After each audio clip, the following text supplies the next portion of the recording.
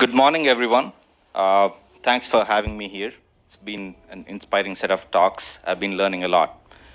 What I hope to do in my presentation is take you to settings and to people that you perhaps do not really think about on a day-to-day basis.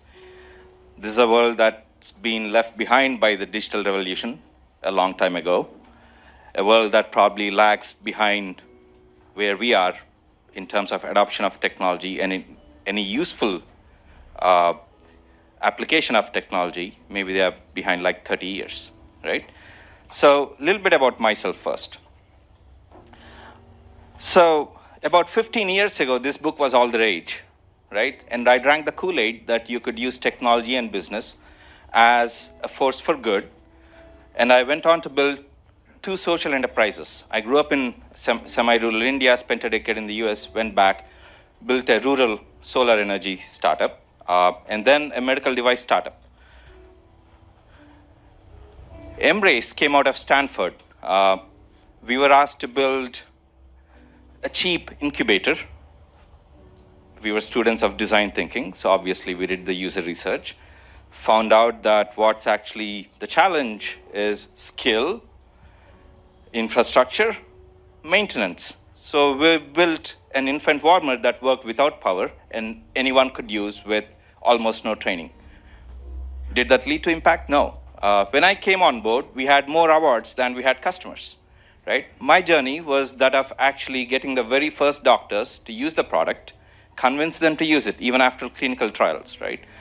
And that journey progressed through one state government at a time, one pilot at a time, to 25 countries, including Syrian refugee camps. We touched almost 500,000 babies. Old slide. Sorry, I just cut and paste. But I came to believe that products and technology alone does not lead to impact. We got to work with a very complex set of stakeholders as part of the systems to make a difference, truly lasting difference. And that takes a very radical approach. But first, let's see why that's the case. Anyone know what's happening here? Yeah, so this is a data entry operator at a primary health center in India, and he's entering data that's 2 months old because someone sent back this Excel sheet to him saying this data is still missing, and he's looking at records from what are called A&M, auxiliary nurse midwives, handwritten notes, and he's entering that data. So I don't really think we can have participatory ML unless we pull in stakeholders we do not normally think of. Administrators sitting at the top of the decision-making chain who have absolutely no clue. These are the same administrators that have made decisions on digital technologies that remain siloed today, right? There are departments in India that will tell you they have 60 different silos of technology that do not talk to each other, right? You have implementers. You saw the guy on the ground, right? What are his limitations? Domain research, medical and public health research goes on, or agriculture research goes on, often a little separate from all these guys. You have pest alert definitions that aren't really implementable on the ground. So if technologists, that folks in the room, really want to have an impact, we got to work together with these stakeholders, right? And fortunately for me, I got an opportunity to scratch that itch. When Vadhwani AI was founded about 18 months ago, we are an international nonprofit research institute and global hub for building AI solutions for social good. And our current focus areas are really about how do we use AI to power universal healthcare at the front lines, right? When I say front lines, there are no facilities. You're talking about homes and communities, right? How do we eliminate tuberculosis, which kills more people today than HIV and malaria together, right? And how do you double small farmers' income? There are 500 million of them around the world, probably still the largest generator of employment and livelihood, right? But what we found ourselves doing is, as much as we started working on these specific challenges within these, what we call very large focus areas, we found ourselves having to invest a lot of time doing thought leadership, and really basic training for organizations such as the UNDP, right, UNITU, Government of India. We, in fact, helped write India's AI strategy, and we also continue to do training. So we got to start there before we can actually sit with these stakeholders and build useful AI. And this is, in some sense, our worldview. We got to work with, and maybe to start with, within the scale systems that already exist if we want to have impact at scale, right? Now, how do we pick our challenges? This is a framework that we use. It's not good enough to ask, is this a big problem? Because there are so many big problems. You got to ask, is AI really going to make a big difference? And we say AI-based solutions because guess what? That water is not getting delivered by AI. These are AI-based solutions, right? Unless you can upload sewage and download water, we live in a physical world, right? And ultimately, you got to work with a lot of stakeholders. The beneficiary is different from the user, is different from the chooser, is different from the payer, right? That's the world we live in, if we really want to reach these, the bottom 5 billion. And of course, we find that data is often not good enough. So we have to find ways to build data that's actually usable, get partner organizations that we can co-create with, including getting that data. And just like maybe companies building LiDAR don't build LiDARs without engaging with the likes of Toyota about self-driving cars and where that's going, because that's the scale to that technology, to that product. We engage with the scalers of social programs to figure out whether, if we were to build a solution, how would this actually scale and bring them to the table early on. All right, so let's go to a couple of things we are working on. Anyone know what I'm looking at? Any guesses? Yeah, these are birth weights, right? See anything weird? Yeah, 4 out of 6 are the same. They are all 2.5, and that's because that's normal birth weight. And if it's less than that, that's additional work for the community health worker, right? And of course, note, babies are born at perfectly 0.5 kg intervals, right? And this is what's called a diary of an ASHA worker, a community health worker, who makes home visits.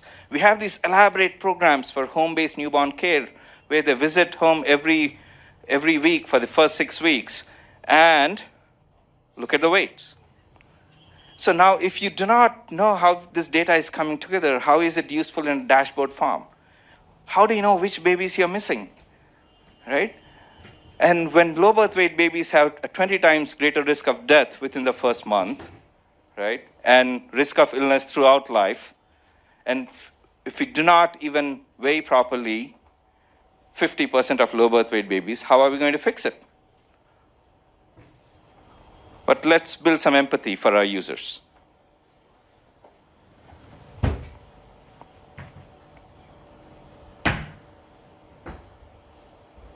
So that's a spring balance.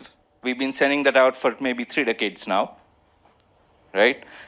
Took 3 women to load that baby, and maybe she got it right, maybe she didn't. We don't know what she writes down finally. It's difficult, right? And these things break down. So we asked, could we build a virtual weighing machine?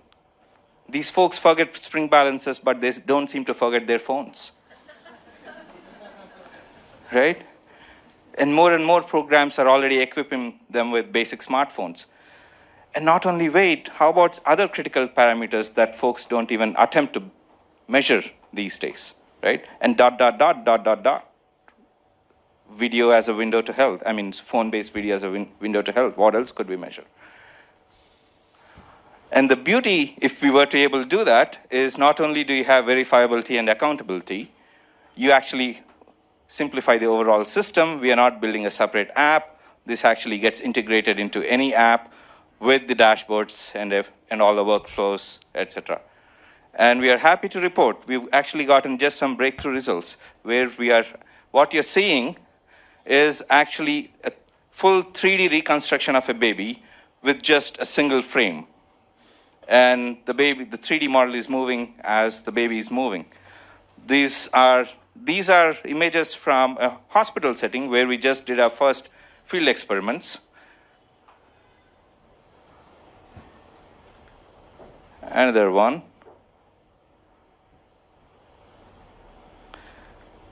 But really, what we're excited about is using these really bad, basic smartphone-based images, we are actually able to do 3D reconstruction, right? Now, first, why 3D models? One of the reasons we chose that approach is it allows a certain explainability. Turns out, weight varies weight or volume, density varies just 3%. So if you get volume, you get weight, right? And once you have a 3D model, we can explain what's happening to the doctors. How are you getting at this weight, right? Two, birth weight classification is just the first use case for this. Anthropometry has many other applications, and hence it's a very useful thing to develop as a technology, right? So growth tracking during those first 6 weeks that the Asha is visiting home, right? You could actually track the weight of the baby, track the baby's other developmental indicators, perhaps, right? And that's where we are going. Couple of things I want to call out. Data collection, types and diversity of settings. What you're seeing is, these are footwear of parents or caretakers of hundreds of babies that are in that facility. This facility sees 1,500 babies a month, right? It's Nilofer in Hyderabad, and we work closely with the government of Telangana, as well as the medical college that actually operates this to collect this data. With ethics committee approvals, IRB oversight, informed consent in local language, and all that, right? Then you can imagine also issues such as what's the natural distribution of babies you get in a data collection like this versus what's the distribution of the data you need for your training to be robust, right? So these are all the issues we deal with there. Few other things. Risk of misclassifying babies as low birth weight baby, let's say, right? So let's imagine these categories. Very low birth weight, below 1.5, low birth weight, below 2.5, and normal birth weight, 2.5 or above, right? Now, which boundaries are you going to take risks in which direction, right? Is it okay to misclassify a baby as normal birth weight if it's low birth weight, right? What about the cost of someone having to lug their baby out, right, to a facility if I misclassify and, overstate the risk? So these are some really important trade-offs for our product managers and our program folks. Accuracy as it relates to the use case. Classification, maybe I don't need that great accuracy, but if I'm talking growth rate, where you need to be able to track 100 grams of weight increase, let's say, over a week's time, now that needs to be a lot more sensitive. And last but not the least, AI as a medical device is a very new construct in the minds of this community. And we are actually working with them to figure out how would you evaluate AI as a medical device. Another thing we are working on, TB cascade of care. I will not go into detail here, but we are actually the official AI partner for India's national TB program. And we are working on challenges from finding what you call the missing millions of TB patients, to screening and triaging, to actually treatment and adherence. Let's switch to cotton. While I'm on this slide, I do want to call out, do talk to my colleague Rajesh here, who heads our agriculture work. He's leading this project. He comes with 3 decades of experience working in agriculture programs. And one of the things we found very useful is actually have a diversity of experiences within the team. We have AI research, engineering, product design and programs is a word we borrow from the world of government and nonprofits and international organizations. Now, 250 million people still depend on cotton. If you folks know history, cotton was at the heart of the Industrial Revolution 160 years ago, right? Turns out, still a lot of people depend on it. And in India, especially, we found that it's at the heart of farmer distress. It's the third largest crop. 30 million people depend on it. And there have been a spate of suicides. Now, these are very complex challenges, but one specific challenge we thought we should address was avoidable pest loss, right? If you notice, this cascade actually starts here with inputs, but in reality, it starts with financial inclusion and ends with market access and goes beyond agriculture, right? And this is often a very important way to look at challenges, else we'll build very narrow AI that doesn't lead to enough impact. If you don't recognize, well, you know what, now I'm going to diagnose more patients, so they're going to show up at a health facility that does not have any way of dealing with them, right? Similarly, there are cascades everywhere. And these are smallholder farmers. They do not use smartphones for the most part, and they get all their advice from large-scale agriculture programs. They depend on field staff or lead farmers who, in many programs, actually report pest data manually. They go out there, look at pest traps in what's called monitoring monitoring plots or demo plots, count them, identify them, and send it to an expert who sends an advice back. That usually may take a week to 2 weeks. And because they don't know which of this data are actually accurate, they use some averages to send out average advice. You people in 100 villages, all of you take paracetamol at once. Not going to work, right? So we have actually started building AI. Okay, this is not auto-playing. Am I going to the next one? No. Can someone help me play this?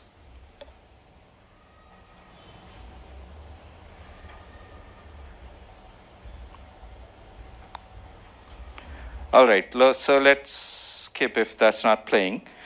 There is this practice of using pest traps already. And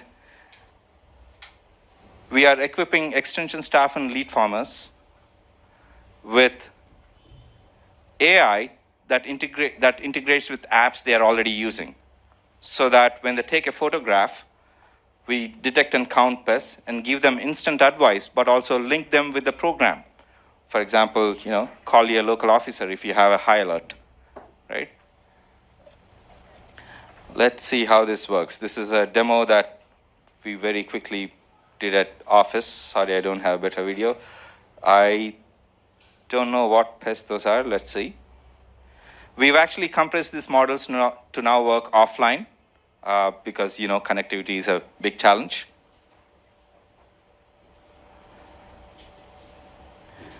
So, hi, American bollworm infestation, call your local officer.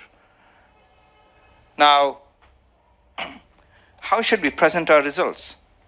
Should we show the count? Should we show those green boxes and every pest identified? Is that too much information? Is it going to confuse them? Should we show it not to farmers, but maybe we should show it to the field staff who knows better and can verify the results? Is that how we build in human in the loop? What should we do when we are actually deploying this for 2 million farmers across one huge state? These are the sort of things we are grappling with, and I'm looking forward to learn from your experiences. Just a second. There's also this whole area of trust in this that's a little different from how you might think. Currently, trust in this space comes from not machines or advice, but from the human that the farmers actually interact with. So they especially depend on lead farmer and this field staff. So they might ignore all sorts of advice, but if these people tell them this is what you need to do, that's where their trust actually comes from. So our initial deployments are with these people, but how do we think about trust in the long term is something we are grappling with. So to summarize, we got to co-create with stakeholders, look at systems, be aware of the cascade of issues, think very carefully about the data needs as we build AI. Remember, there are accuracy trade-offs based on the use case and the setting. Oops. And of course, trust and explainability and how that plays out really changes with the users. You might have the same AI at the background, but if you're catering to multiple users, right, in a hierarchy, how would you deal with that? So if you are interested in building AI for the next 5 billion, come work with us. We are looking for folks with your background, right? We have porous walls, so we collaborate openly. All our work will be free for social good use, right? So we are looking for everyone from people to come and take full-time jobs, to internships, to externships, fellowships, collaborations, right? 2 specific things I want to call out. To help the stakeholders we are working with, we are just thinking through how do we create a policy and ethics lab so that instead of trying to really boil the ocean, we at least create sandboxes for these regulators to come participate in, right? And open up maybe small portions of their ecosystem to work with us to create meaningful AI, right? And figure out how to deal with data. And of course, AI Hub for social good. There aren't enough organizations or enough people with data and AI background working on these really important challenges, right? Be it universal healthcare, eliminating TB, or doubling farmers' income. So come collaborate with us. We are establishing this AI for Social Good Hub. That's my email. That's my partnerships team's email. Thank you.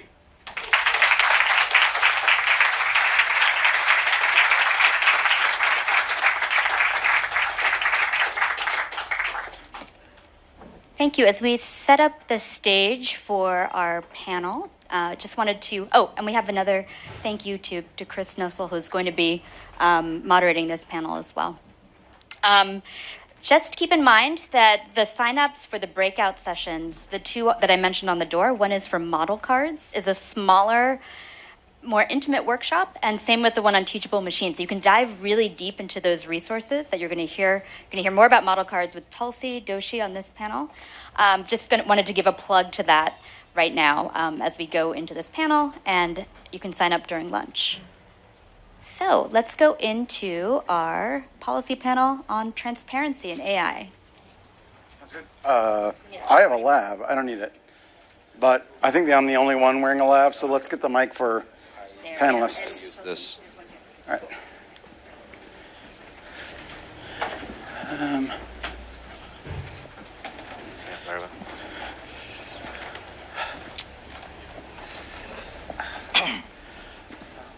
All right. Okay, the clock in the back says 30, so if I'm watching, oh no, I have a clock here. We're going to go till 12:30 on this one. So hello again. You know who I am, and you know who 2 of our speakers are, but we do have somebody new on the stage. Tulsi, would you like to introduce yourself? Sure. Hi, everyone. I'm Tulsi. I lead product for the ML fairness effort at Google, and so I get to work with a number of the awesome people who are in the room in terms of thinking about how do we think about fairness for our own products, how do we develop best practices, resources, and guidance for our teams, and then share that more broadly. How do we partner with all of you to do so? And then with relation to this panel, how can we think about transparency as far as it relates to our products for our users, and then, of course, for other developers and others in the industry more broadly. So I am not a transparency expert, which I think is a good thing for a moderator because I get to follow up with you guys on what the heck did you just say. But the first question is sort of a ground-setting question for our audience, and that is, what does transparency mean specifically for your organization or your work? Raghu? Transparency. Like many other things, it seems to mean very different things for our stakeholders, and hence that's pretty complex for us. Let's take an example of, let's say, the virtual weighing machine that I was talking about, right? The one where they photograph the babies? Yeah, photograph the baby, get weight, and maybe you're actually using the weight to inform other decisions about caretaking of the baby. Now, based on the specific use case and decision you're trying to make, right, the level of transparency required is kind of different, right? Second, the transparency that's required, let's say with the WHO bodies evaluating this, probably will be very different from the level of transparency that, let's say, someone on the ground is thinking about. Someone on the ground is thinking, you know what, I don't really trust this. Let me go and take pictures of a few potatoes and see if it's actually doing this currently. Obviously, it's going to fail spectacularly, right? So I got to kind of communicate something to them about how we are actually doing this. At the same time, put ourselves through lots of hoops, like a medical device, and get it certified, right? And publish that information in peer-reviewed papers, and get certifications, and do clinical trials, and all that, right? So it's there's a wide spectrum of meanings for the word transparency in our setting. Nice. As a legal academic and working in policy areas, there's a few different levels of transparency that I'm interested in. One of them is, you could say, individual transparency, when a measure is applied to somebody or an entity, what transparency they have over that measure. So in law, we've had laws around transparency and automated decision systems in France since 1978, in Europe since 1995, and those haven't really changed so much, and they do require that information. However, the problem with that transparency is it's quite disempowering. It's quite disempowering because individuals don't have really the time or energy or expertise to navigate with a lot of systems that by definition are, by being automated, fast-moving. So what other transparency levels do you have in law and policy? One is like an aggregate level, so allowing civil society organizations, researchers to probe systems, and these systems are maybe making smaller decisions, or they're measures, or they're shaping people's worlds. Do you mean for things like precedent? So here we can think of things like, for example, you might have a news recommender system. Okay. So you might have recommender systems, but you might also have systems that are used in government, that are used for